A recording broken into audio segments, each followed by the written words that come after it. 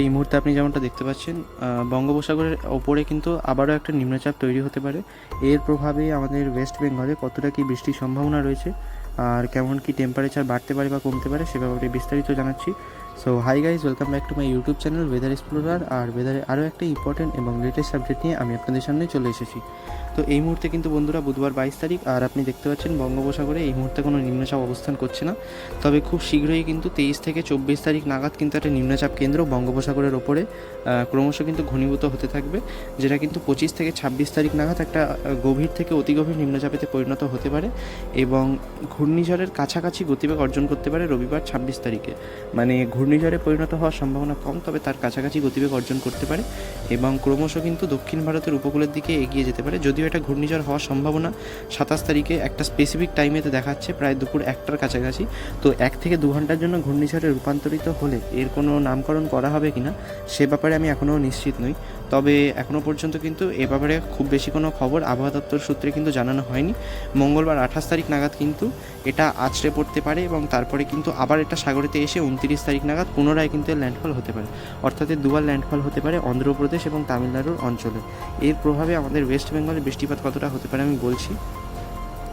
রবিবার 26 তারিখ এবং তার পার্শ্ববর্তী সময়ের পর থেকে কিন্তু আমাদের দক্ষিণাঞ্চলেতে ওয়েস্ট বেঙ্গলের বৃষ্টির পরিমাণ কিন্তু একটু বাড়বে, মানে হালকা থেকে মাঝারি বৃষ্টিপাত কিন্তু হতে পারে। এবং বুধবার 29 তারিখের পর অর্থাৎ ঘূর্ণিঝড় আছড়ে পড়ার সাথে সাথে কিন্তু বৃষ্টির পরিমাণটা ক্রমশ কিন্তু ওয়েস্ট বেঙ্গলেতে বাড়বে। উত্তরবঙ্গের দিকেও হালকা বৃষ্টি হবে, তবে দক্ষিণবঙ্গে মাঝারি বৃষ্টিপাত আর কোথাও কোথাও বিক্ষিপ্তভাবে ভারী বৃষ্টিপাতও কিন্তু হতে পারে। এই নিম্নচাপটার প্রভাবে প্রায় মধ্য ভারতেরও সব জায়গাতেই বজ্রবিদ্যুৎ সহ মাঝারি বৃষ্টিপাত হবে। ভারী বৃষ্টিপাতও বিভিন্ন জায়গাতে হতে পারে এই নিম্নচাপটার প্রভাবে। তো এর প্রভাবে বঙ্গে কিন্তু বৃষ্টিপাত মোটামুটি চলতে থাকবে, নভেম্বরেতেও চলতে থাকবে। এই নিম্নচাপটা ওই দক্ষিণ ভারতে আছড়ে পড়ার পর ওখান থেকে ক্রমশ কিন্তু এটা উত্তর ভারতের দিকে এগিয়ে আসতে পারে পুনরায়, এবং তার প্রভাবে আবারও কিন্তু দার্জিলিংয়েতে ধস নামার মতো পরিস্থিতি কিন্তু তৈরি হতে পারে শনিবার 1 তারিখের দিকে। আর আমাদের দক্ষিণবঙ্গেতেও কিন্তু তার প্রভাবে ভারী বৃষ্টিপাতের সম্ভাবনা আমরা কিছুটা দেখতে পাচ্ছি। তো এই মুহূর্তে যেটা দেখা যাচ্ছে রবিবার 2 তারিখ অবধি কিন্তু এই সম্ভাবনাটা অনেকটাই দেখা যাচ্ছে। সোমবার 3 তারিখও কিন্তু বন্যা হওয়ার সম্ভাবনা দক্ষিণবঙ্গ আর উত্তরবঙ্গ দুটোতেই থাকছে। অর্থাৎ 29 তারিখের পর থেকে 29 তারিখ থেকে 3 নভেম্বর পর্যন্ত, 29 অক্টোবর থেকে 3 নভেম্বর পর্যন্ত কিন্তু আমরা বিক্ষিপ্তভাবে কিন্তু ভারী থেকে অতি ভারী বৃষ্টিপাত, চরম ভারী বৃষ্টিপাতের সম্ভাবনা কিন্তু উত্তরবঙ্গ এবং দক্ষিণবঙ্গে দেখতে পাচ্ছি। তার প্রভাবে কিন্তু বন্যার মতো পরিস্থিতি তৈরি হতে পারে। বাংলাদেশেতেও কিন্তু এর প্রভাবে রবিবার 2 তারিখ এবং শনিবার 1 তারিখে কিন্তু ভারী থেকে অতি ভারী বৃষ্টিপাত হবে। আসামের এলাকাগুলোতেও কিন্তু ভারী বৃষ্টিপাত হবে।